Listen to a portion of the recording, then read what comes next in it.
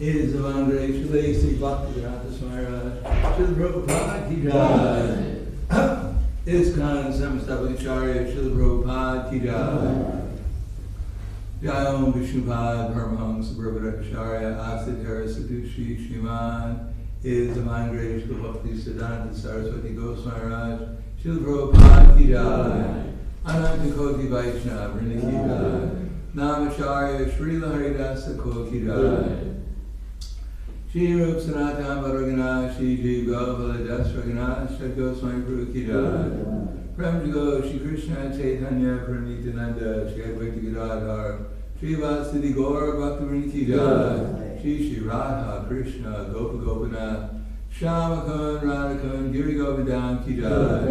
Mathuradam Ki Jai, Vrindavandam Ki Jai, Mayapurdam Ki Jai, Navadikdam Ki Jai, Vinatpuridam Ki Jai, Ayodhidam Ki Jai, ISKCON Ljubljana Ki Jai, Bangamaya Ki Jai, Jumanamaya Ki Jai, Srimati Bhakti Devi Ki Jai, Srimati Tulsi Devi Ki Jai, Shri Panchatattva Ki Jai, Shri Shikornita Ki Jai, Gaur Premananda, Slava Zabrana, Slava Zabrana Bhakti, Slava Zabrana Bhakti, Slava Shri Guru, Shri Guru.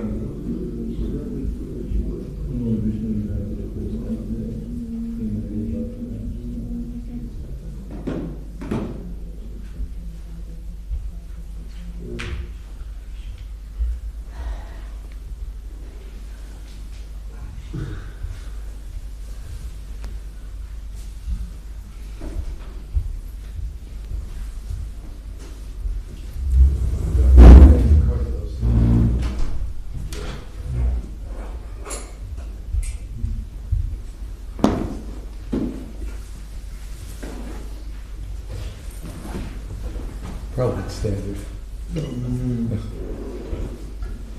Cartel and Redonda.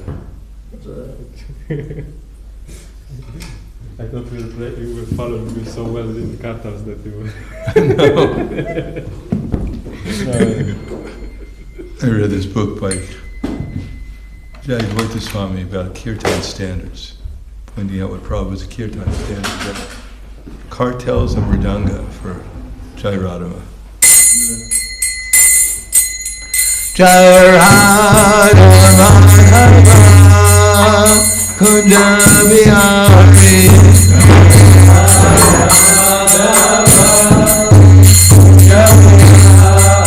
Jai Radha Madhava Kunda Bihari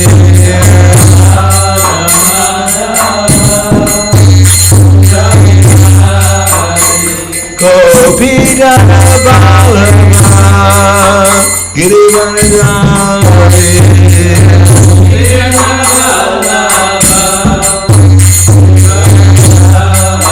Gopi Jana Balama Girivanadari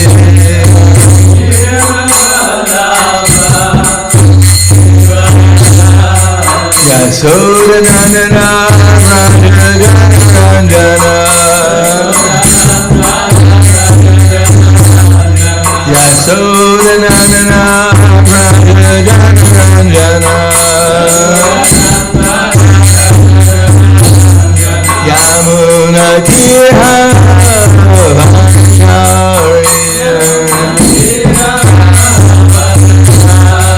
Yamuna Tira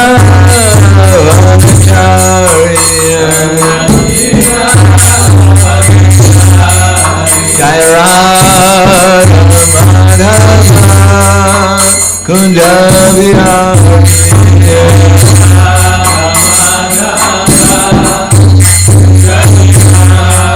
Jai Radha Madhava Kunda Vihari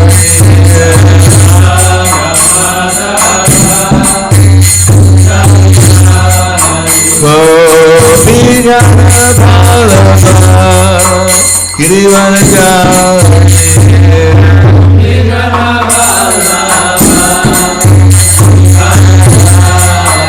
Gopi Jana Balama Girivanadari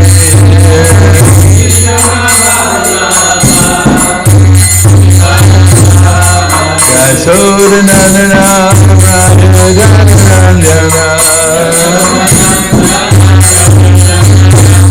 Yasodananda Prahladananda Yamuna Kiha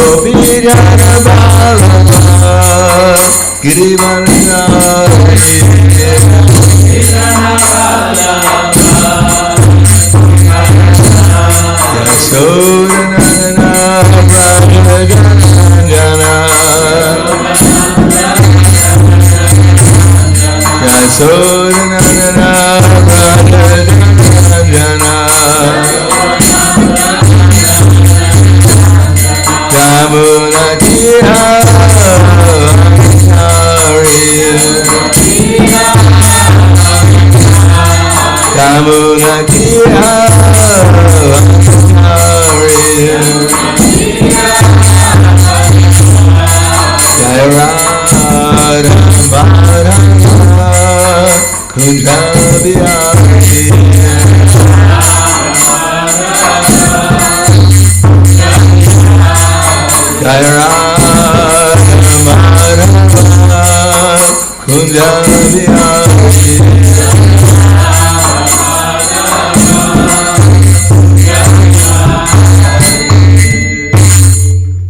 Jayam Vishnupad Paramahansa Parvadakacharya Asatara Sadushi Shiman His Divine Grace Shalasi Bhaktivedanta Swami Srila Prabhupada Ki Jai Gaur Premanande Haribo Slava Zabrani Bhaktam Slava Shri Guru Shri Grangi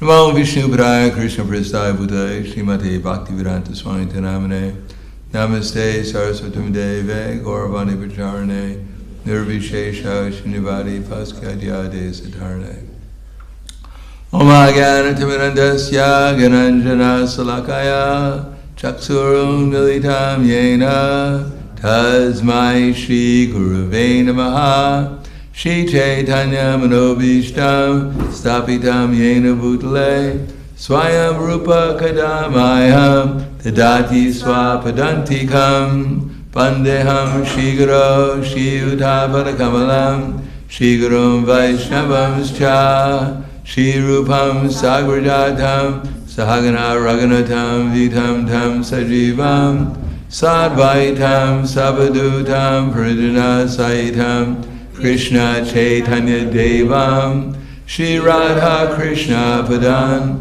Sahagana Lalita Shiva Sakans Vitam Sha Hey Krishna Karna Sindhu Dinabando Jagatpate Gopesha Gopika Kanta Radha Kanta Namostate Tapta Kanchina Gaurangi Radhe Vrindavaneshwari Prishubhanu Siddhadevi Pranamami Hari Priye Vanchakapa Turvyasya Kripa Sindhu Vyevacha Patitanam Bhavanebhyo Vaishnavebhyo Namo Namaha Shri Krishna Chaitanya Pranityananda Shri Advaita Gadadhar Shivasati Gaura Bhaktivinoda Hare Krishna Krishna Krishna Hare Hare Hare Rama Rama Rama Hare Hare Om Namo Bhagavate Vasudevaya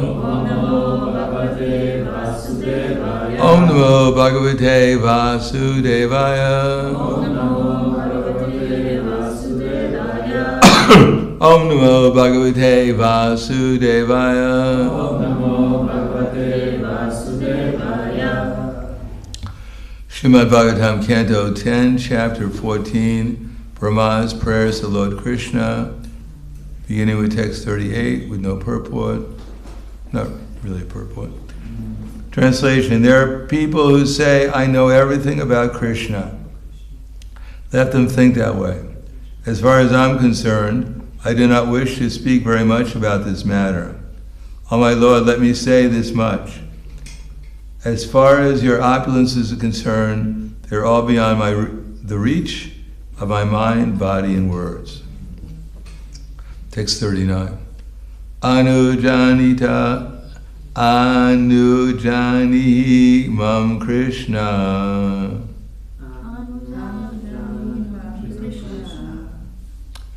Sarvam tvam veti sarvadrik. Tvam eva jagatam nato. Jagat etat tavarpitam. Anujani mam Krishna. Sarvam tvam vesi sarvadrik. Tvameva jagatam nato. Jagat etat tavarpitam.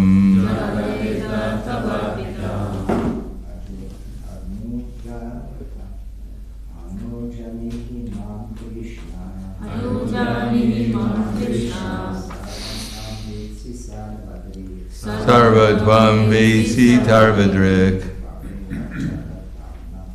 Tvameva jagatam nato. Jagat etat tavarpitam. Anujani mam Krishna. Sarvam tvam vesi sarvadrik.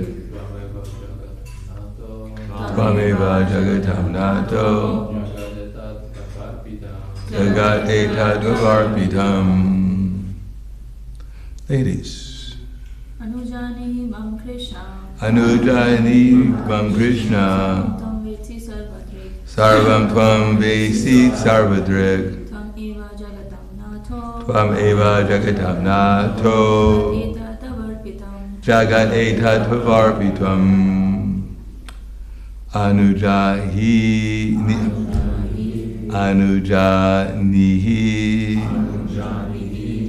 Please give leave.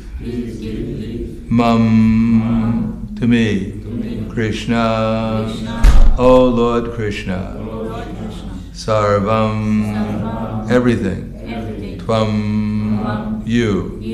Vetsi, no. Sarvadrik, all seeing. Tvam, you. Eva, alone. Jagatam, of all the universes. Nata, the master. Jagat, universe. Etat, this. Tava, to you. Arpitam, is offered. Translation and purport by His Divine Grace A.C. Bhaktivedanta Swami, Srila Prabhupada's disciples. My dear Lord Krishna, I now humbly request permission to leave. Actually, you are the knower and seer of all things. Indeed, you are the Lord of all the universes. And yet, I offer this one universe unto you. Purport.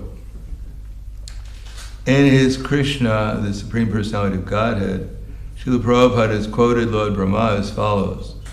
My dear Lord, although you are the Supreme Lord of all creation, I sometimes falsely think that I am the master of this universe.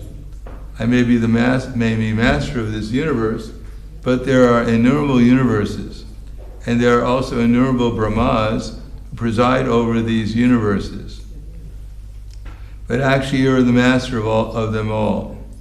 As the super soul in everyone's heart, you know everything. Please therefore accept me as your surrendered servant. I hope that you will excuse me for disturbing you in your pastimes with your friends and calves. Now, if you will kindly allow me, I will immediately leave so you can enjoy your friends and calves without my presence. The words sarva, tvam, veshi, sarva, drik are very significant here. Lord Krishna knows everything and sees everything. Be careful.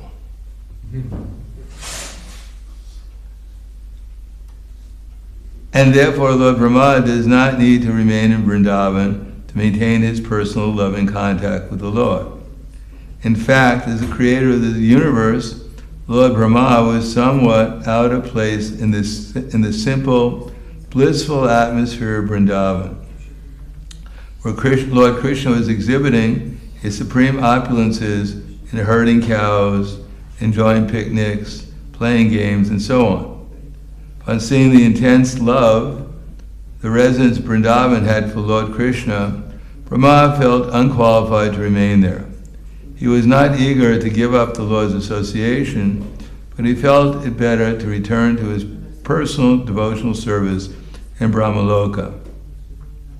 Somewhat embarrassed and unhappy over his foolish attempt at bewildering the Lord, Brahma preferred to resume his transcendent loving service rather than try to enjoy the Lord's presence.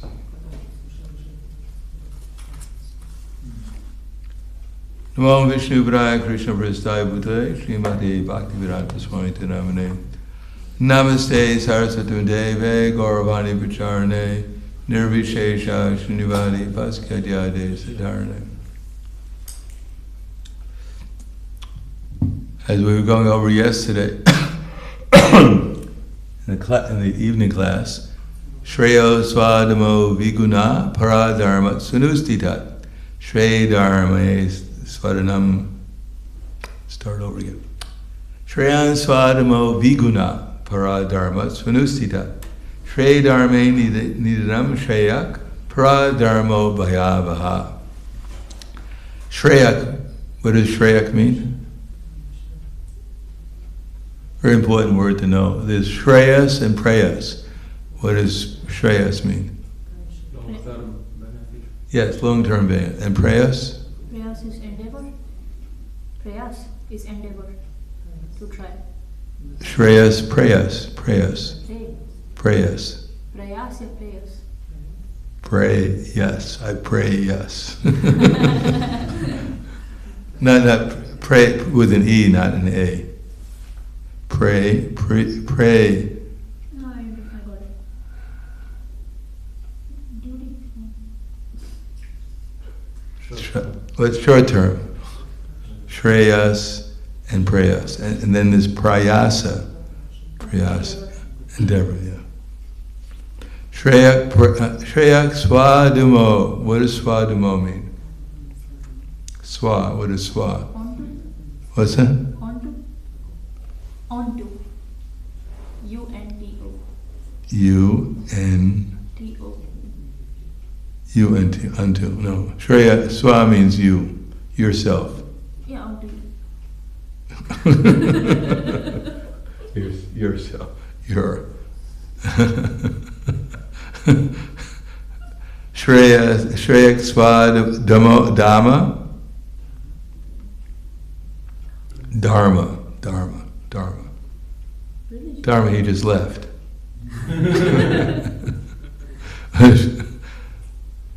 One's duty, I think. One's duty, yes. You don't say that. Shreyak Swadama Viguna. What is Viguna? What is Viguna?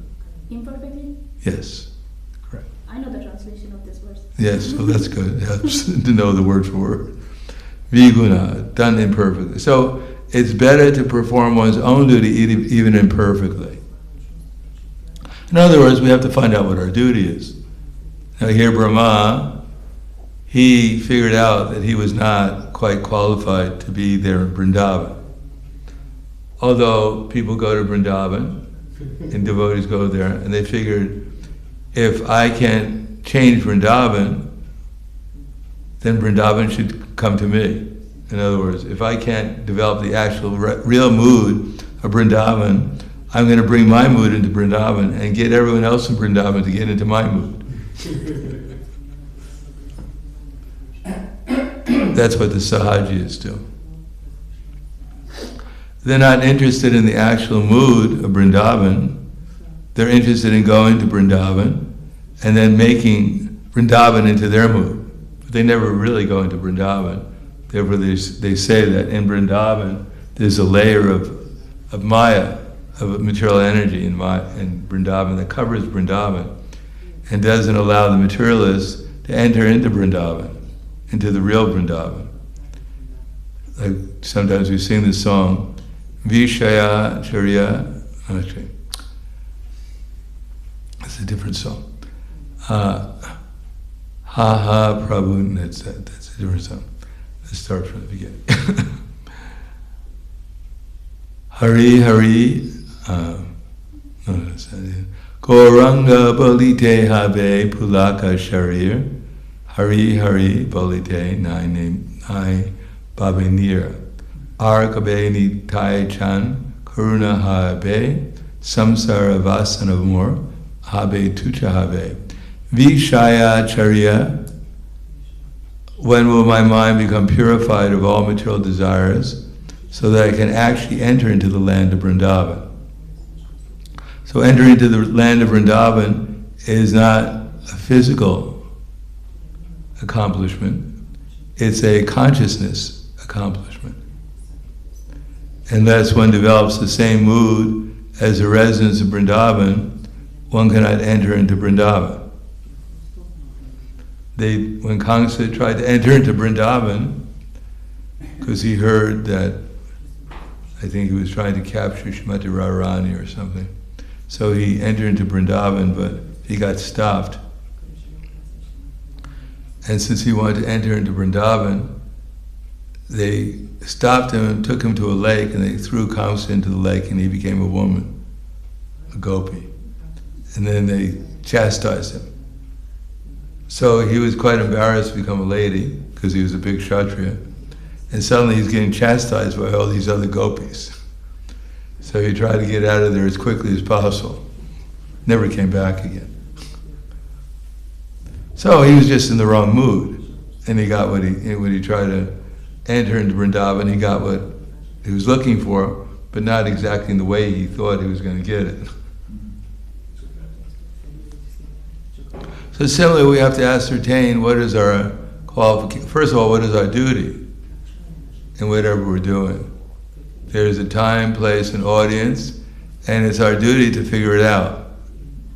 Otherwise, we enter into a place and we expect everything to change according to our mentality, rather than fitting into the space that we're in with the proper mentality to serve Krishna. If we're blind to where we are and what's going on, and we expect everything else to become harmonized with me, 99.9% of the time we'll be very disappointed that things don't harmonize around me. I'm supposed to harmonize around everything else in service to Krishna. And even if I have the mood, I want to serve Krishna, but everyone should follow me. You have to look behind you and see if anyone's following you before you think you're actually doing anything of any significance. And look around and see who's following you. If you see all kinds of strange people following you, maybe you have to change what you're doing. So this is due to swadhammo. People don't know what their duty is, or they don't like what their duty is, and therefore viguna, they perform someone else's duty because they think that will be better.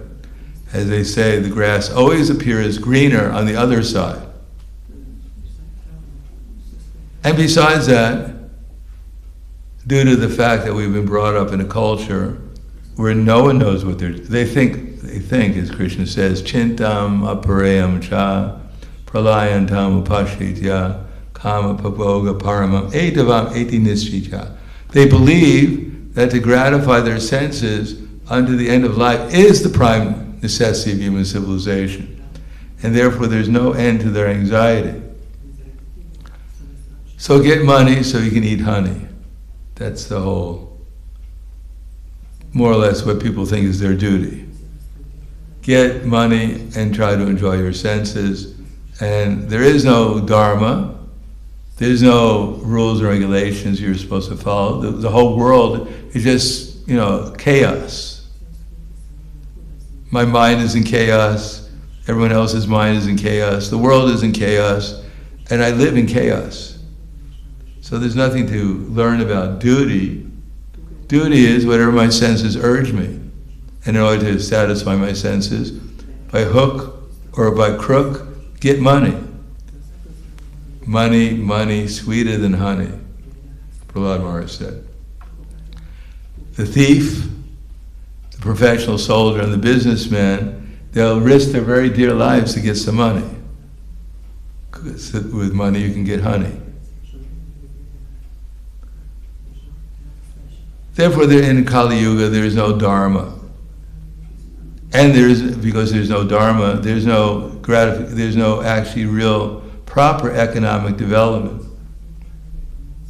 The modern society lives off animal slaughter for the most part. Animal slaughter and making up for the fact that the most important thing in life is to eat properly. I mean, it's not the most important thing in life, but anyhow, for material maintenance, food in some way. Food doesn't only mean what we put into our mouth. Food also means breathing. We also breathe food. Prana, the air, is also food for us. And if you don't believe me, stop breathing for a few minutes. See how you feel. You might get hungry for air after a few minutes. Are you trying that out? You might get a little hungry for air. So we have to learn breathing, and water is also food. Just eat dry crackers the next 2 weeks without any water. See how you feel. So we need food, and for food we need rain, and for rain we need sacrifice. And not only that, even if there's sacrifice and there's rain, well, that's all there is. In Satya Yuga, food used to grow spontaneously. People didn't have to go and work in the gardens or in the fields. The rain was the ground was so fertile, the seeds were already there, and the rain would come and the plants would just grow and people would just pick the food, whatever they needed. But now, because they've eliminated the cow and the other animals, even the horses, they eat horse meat now. They feed it to the dogs, because dog is man's best friend. And so, because of that, they need tractors, and because tractors, they need factories, because they need factories, they need oil, and because they need oil, they need armies, and they need tankers, and they need armies to get the oil from countries that have it, and it gets all very complicated. Therefore, people, they don't want to follow Dharma, which is ultimately to do their duty, going to their psychophysical nature, to perform sacrifice for Vishnu. Because they refuse to perform sacrifice for Vishnu, they're hungry. And because they're hungry, they're trying to gratify, their senses are hungry for eating, sleeping, mating, and defending, and they can't satisfy by any amount of economic development their hunger, therefore they go crazy after some time. Because no matter if you perform sinful activities in your economic development, your senses become more agitated. And therefore it doesn't matter how much you eat, how much air you breathe, how much water, whatever you drink, alcohol, you'll never be happy, you'll never be satisfied. Because there's no liberation from the distress of material existence. If in our attempt to become happy, we become more and more absorbed in this bodily concept of life, then we become more and more miserable. If you have a toothache, and you think, let me meditate on the toothache, how do you feel? I'm in pain, I'm suffering, I want to jump over the bridge, I'm in so much pain, what should I do? Why don't you just meditate on the toothache? Just think about it. Get more and more absorbed in it.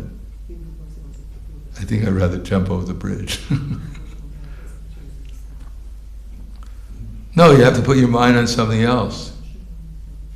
And unless we know where to put the mind, wherever we put the mind in the material world, will generally bring us back to the material concept of life. Which means, if we're not thinking about the pain of the tooth, we'll think about the pain of our leg, or the back, or something.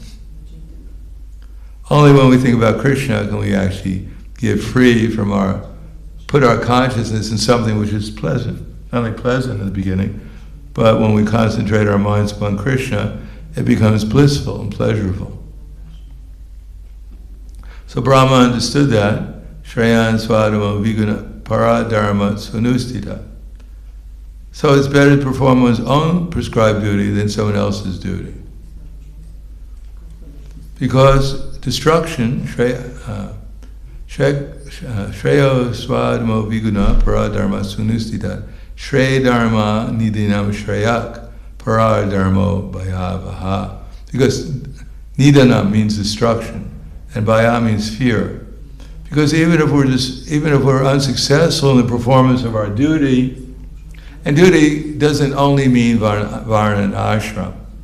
That's very complicated for us right now, because there is no varna-ashram system. So how can you have a duty in varna-ashram when there's no real varna-ashram system? The only varna and ashram system, I mean, there is kind of a perverted varna-ashram system. Intelligent people generally get a job they used to get a job as teachers or scientists or whatever, but sometimes very foolish people get jobs like that. Anyhow, they generally excel in the use of their intelligence. At least they're intelligent enough to get the job. Well, most other people are just in the bar after work. They're not interested in any higher employment. They're simply interested in getting a good drink after and having a place to sleep and other things. So there is a kind of class of people who are like Shudras. There's a class of people who are expert at exploiting others. They can convince something that's worth five euros. They'll get people to pay 100 euros for it by putting decorations around it and getting people to testify it caused them to grow hair on their chest after they took it.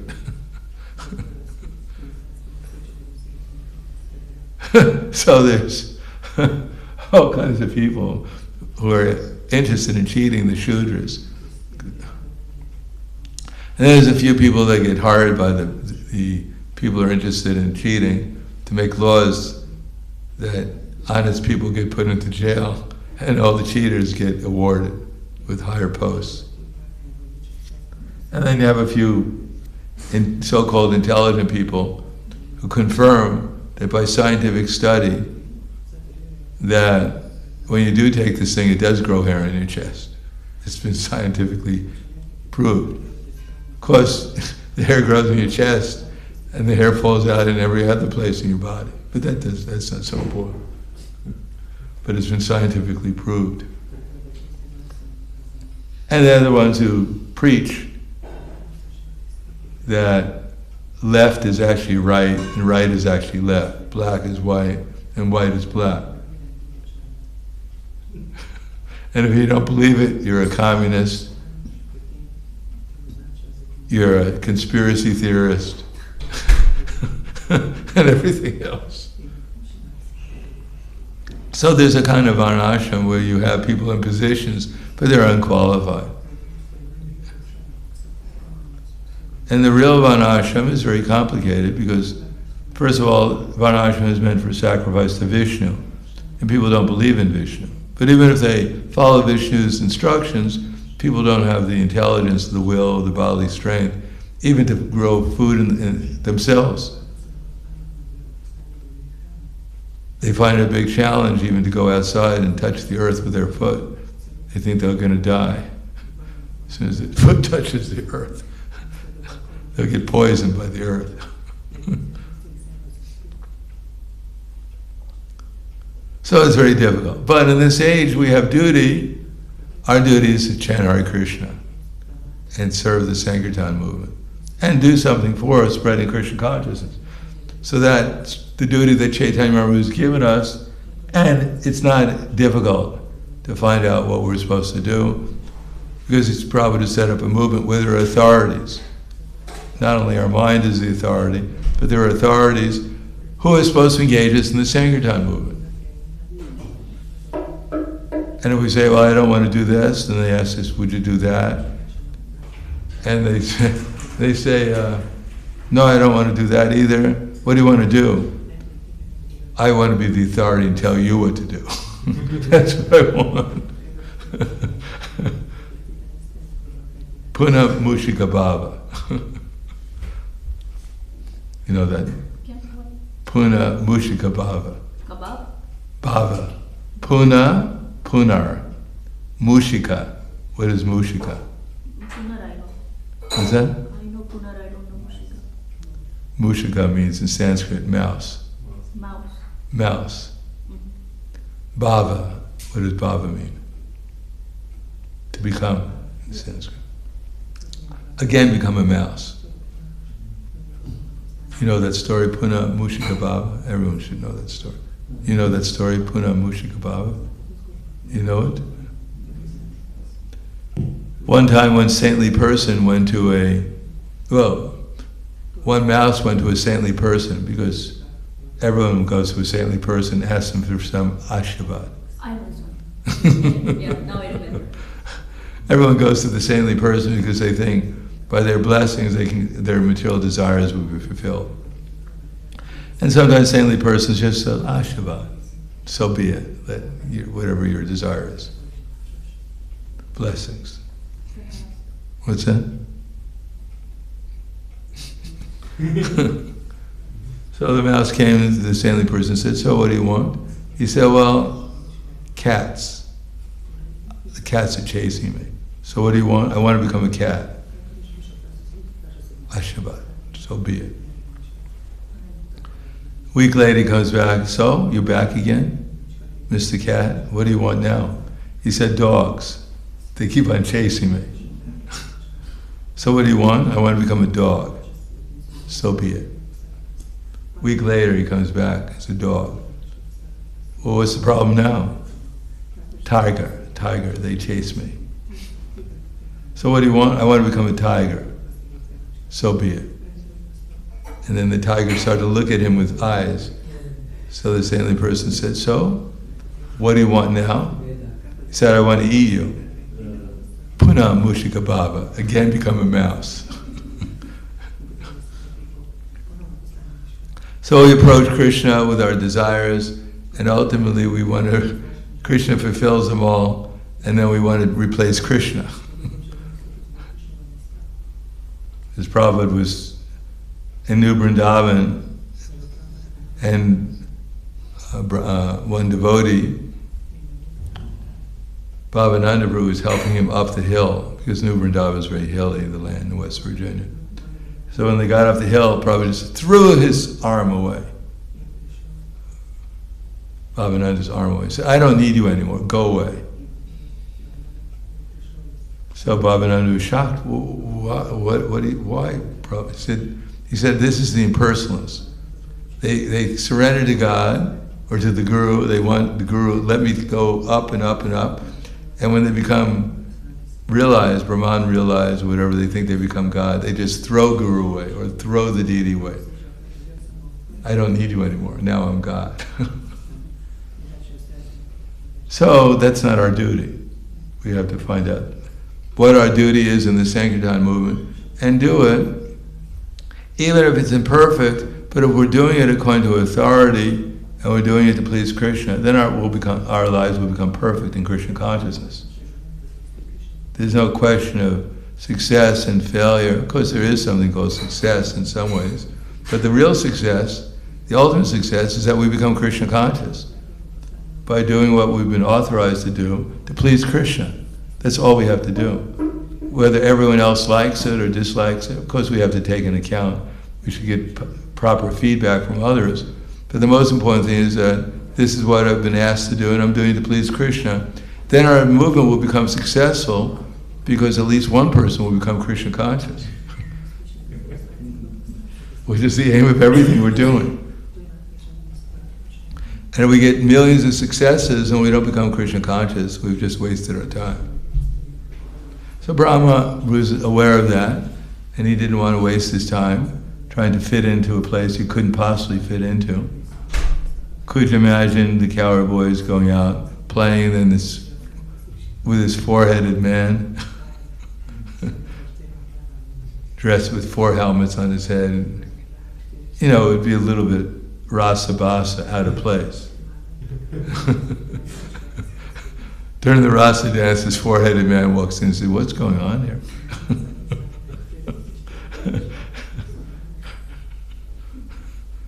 So he left. He was intelligent enough to leave and went back to his proper place where he could actually do his proper devotional service, sadhana bhakti. He's a regulated devotee, which means that he gets up at the beginning of his daytime. He gets up, chants his rounds, and does all his duties. He doesn't wake up and Krishna says, "Well, it's time to create the world." He said, "Well, I don't really feel like that. I'm a spontaneous devotee. I feel like going back to sleep again. Why don't you see me tomorrow, Krishna? See if I'm in the mood." No, he does his duty. Otherwise, the universe wouldn't go on. If Krishna had some spontaneous devotee who didn't know that he should be regulated into creating the universe, we'd all be in a lot of problems. So therefore, Brahma is a regulated devotee, although he's the head of our sampradaya, but he's a perfectly regulated devotee. He does his duty. Although he may have made a little mistake trying to test Krishna, but anyhow, he's in the mode of passion. So there's a little bit chance for some kind of error on his part. But for ourselves, whatever we're in, we have our varna and ashram that we've been given, that at least so far this movement recognizes something like men and the opposite, the other gender is women. At least we still believe that. Although rapidly society is changing. But I don't think we're going to have another ashram for, I don't know, maybe we will. You never know. Some temples may be very innovative. 72 ashrams. So at least we know there's men and women, and then we know usually the men sit on this side and the women sit on this side, although it wouldn't be a problem if they sat on this side and the men sat on this side. But we have separation because we actually believe there's such a thing that fire melts butter. We actually believe that still. We haven't had any scientific evidence that butter melts fire so far, but that may be coming soon. Science is a way of proving everything, whatever you want. So we have that, we have we have rules and regulations, but they're pretty minor. Not that Chaitanya Mahaprabhu, for instance, he wouldn't even speak to a lady. So we're not so strict. And when his former friend, kind of parent actually, came to see him in Jagannath Puri, and he mentioned Mukunda Madhava, Mukunda. It wasn't Mukunda, but it was, I forget her name. Anyhow, he mentioned his wife's name, because Chaitanya Mahaprabhu grew up with them, and they were sweet makers, so this Maharaji used to give Chaitanya Mahaprabhu sweets. So as a little boy, Chaitanya Mahaprabhu was in a sannyasi. So he had a very affectionate relationship with him. So Mukunda, I forget his name, complete name, he mentioned his wife had come. So Chaitanya Mahaprabhu at that time was a sannyasi, but it was improper to mention in front of Chaitanya Mahaprabhu a woman. So, but Chaitanya Mahaprabhu checked himself because of his affectionate relationship with this lady, this Maharaji, in his childhood. Therefore he didn't say anything. But it was clear from Krishna's coverage that Chaitanya Mahaprabhu had to solve the dilemma of relationships, how we could be such a strict sannyasi and at the same time, somehow or another, of course he wasn't disturbed, show the proper example in relationships. But Chaitanya Mahaprabhu was very strict, but we're not so strict. Nor was Chaitanya Mahaprabhu's followers. Sometimes they accused Rupa Goswami of not seeing Mirabai because she was a lady. But this is just false stories. Mirabai was a great devotee, well, kind of a devotee. She was a devotee, but she was considered by many to be a great devotee, although she wasn't exactly in our line of Krishna consciousness. But Rupa Goswami didn't refuse to see her. But Chaitanya Mahaprabhu set the example. Otherwise, if he didn't set the example, everyone would do whatever they wanted. So we're not so strict, but we are supposed to be strict in following our duty. In other words, once it's clear what our duty is, we're supposed to follow it. Or else, where is our shelter?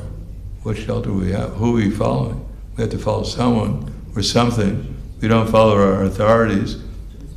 Now, if our authority may be wrong, if they tell us to go out and steal money from the bank, the next question is, who goes with me to do it? Who drives the car away? No, the next question is, what are you talking about? we do have our duties that Prabhupada has given us in his books and his example, and our authorities can't just come up with anything. But if they tell us something which is bona fide and which is doable, if they ask us, can go take out the garbage, and we say, how dare you tell me to take out the garbage? Who do you think you are? Well, I'm the temple president. Who are you? Well, I'm a new bhakta. New bhaktas don't do such things.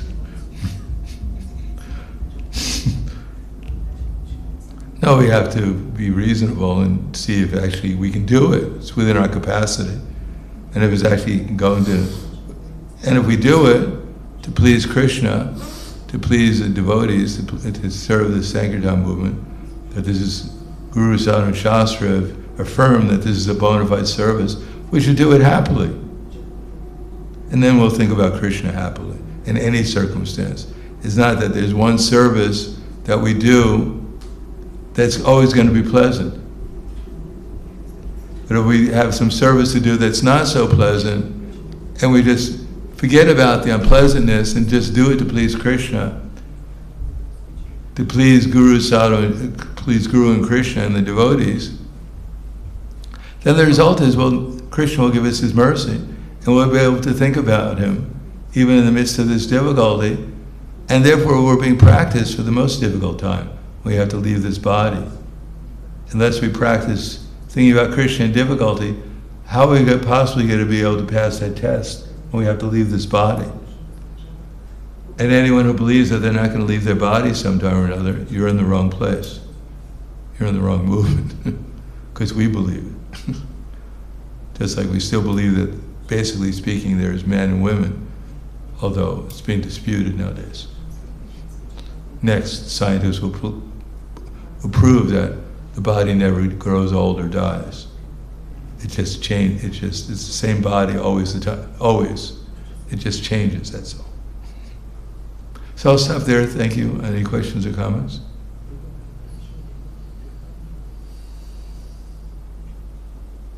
Yes. Microphone.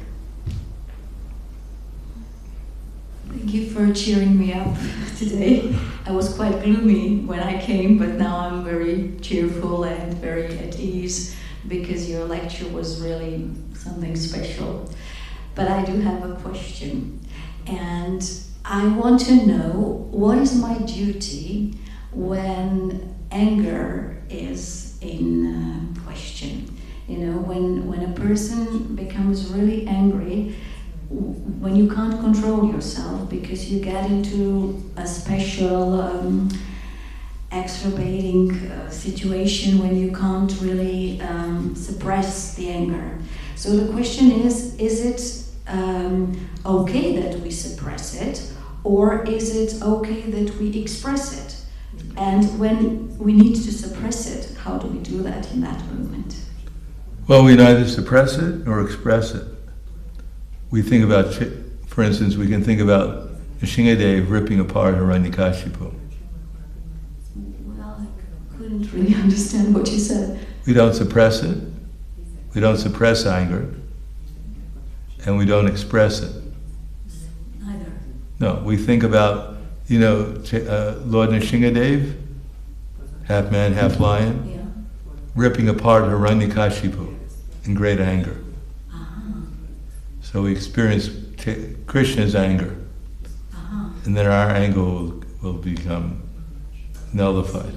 But what do you do in case when you're there and you feel like you're pricked with a pin in the butt and you reflexively explode? Take the pin out.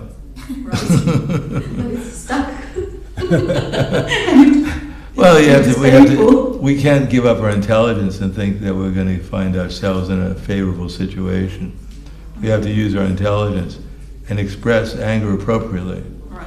So anger is expressed towards either those who are against Krishna or those who are against Krishna's devotees.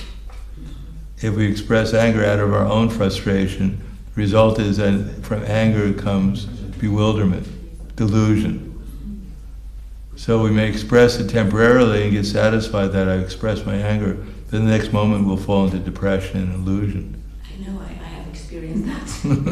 Thank you very much. Anything else? Yes. Thank you for an inspiring lecture. I would just like to mention about the importance of following authorities. How can we really sincerely follow the authorities? So when, for example, how can we really from the heart develop this desire and then, Well, don't expect from your heart everything's going to happen at once. We should use our intelligence. That's called faith. In other words, that's why we have these classes. No, we don't expect everyone to walk out of the class, their hearts melted. I'm not on that platform to melt anyone's heart. Get the people to laugh a little bit, but not melt their hearts. But this class is to fill our brains with intelligence, so we can do the things that act with our body, with our mind, and with our words in such a way is that Krishna will be pleased with us, our acharyas will be pleased with us, so that they'll melt our hearts for us. They'll appear within us, in our consciousness, and melt our hearts by our giving us the intelligence by which we can feel their loving presence, their spiritual energy. So we follow. First of all, we try to follow with our intelligence, understand things properly, understand what the proper activity is and how to do it, what the proper mood is, and then we try it out. And then generally Krishna reciprocates. It says almost always Krishna, eventually he reciprocates, but it says there, tate nukampam susamikshamano punjan evatma kritam vipakam ridvadva pubhira vivitanamaste jiveta sad bhakti sadaya sadaya bha. Krishna reciprocates. That's the test we have to pass. Now we should choose authorities who are in the line of disciple succession. Just like a temple president, he's in the line of disciple succession if he's carrying out the orders of the parampara, trying to help people, help the devotees become Krishna conscious, and trying to help others become Krishna conscious too. So if we're in part of that team to assist others to become Krishna conscious, then it's a bona fide authority for us to follow.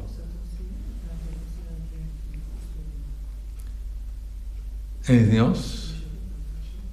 Hvala, Grantaraj srimad-bhagavatam ki jai, Srila Prabhupada ki jai, Gaur Premanande.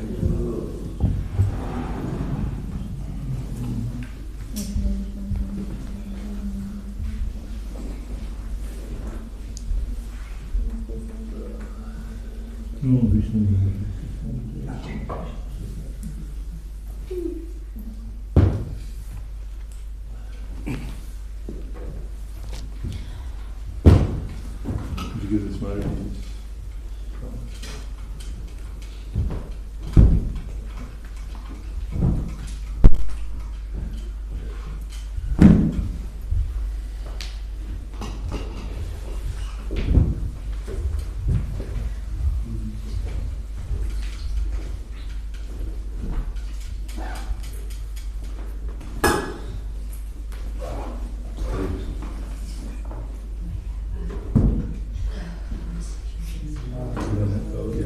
Someone else that knows this thing is private.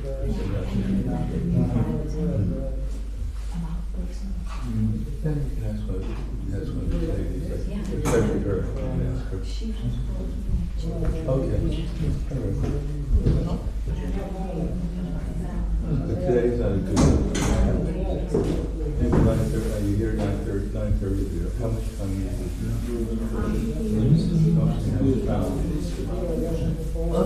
Okay. We do it right now.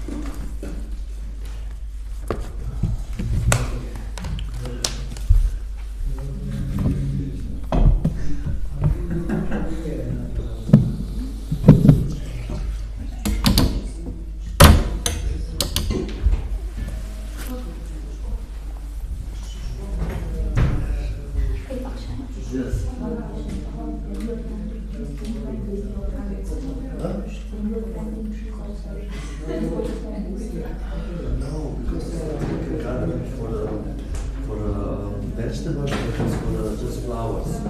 How long you put something inside? Then it will not grow.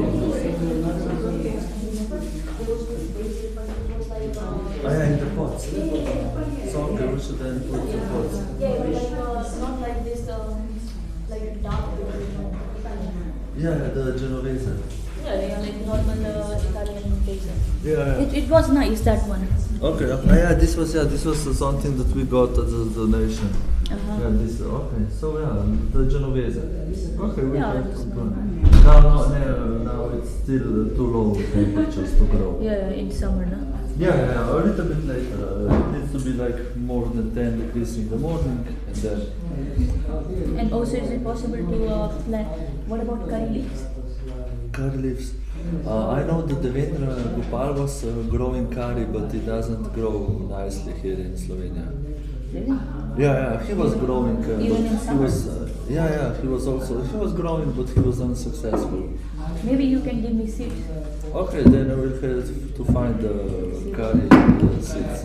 Because I have fresh curry leaves, but we set up spice for cooking Austria. Okay. You know, fresh curry leaf is very different than This.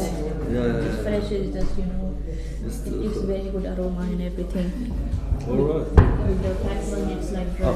I will ask Devendra if he has still the curry seeds, or else we have to buy. And when there will be better weather, we'll put also basil and curry. Okay. just want coriander. I have coriander, yeah, okay. Coriander leaves. Yeah, coriander, this is growing very well. The coriander, right? Yeah, If you have coriander, so good. We also had mint. What happened to mint? It's already there. It's still there? It's still there, yeah, in the grey one. Okay. It's growing very nicely. So it could be concatenated. Yeah. Mint I generally use for chutneys. Okay. Thank you. Very good. See you. Da.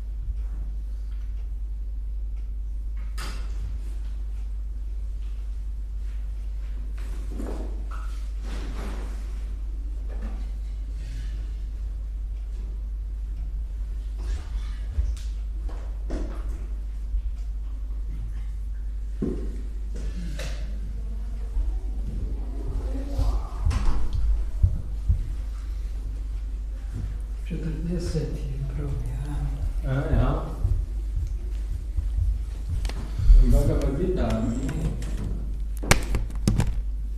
Bhagavad-gita 34.